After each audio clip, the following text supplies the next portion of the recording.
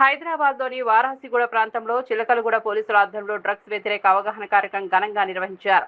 మాదక ద్రవ్యాల దుర్వినియోగం వల్ల కలిగే దుష్ప్రభావాలపై ప్రజల్లో చైతన్యం తీసుకురావడం, మాదక ద్రవ్యాల రహిత సమాజ నిర్మాణమే లక్ష్యంగా ఈ కార్యక్రమాన్ని చేపట్టారు. జ్యోతి మోడల్ స్కూల్ విద్యార్థులు, ఉపాధ్యాయులు, స్థానిక ప్రజాప్రతినిధులు, ప్రాంతవాసులు ఈ కార్యక్రమంలో ఉత్సాహంగా పాల్గొన్నారు.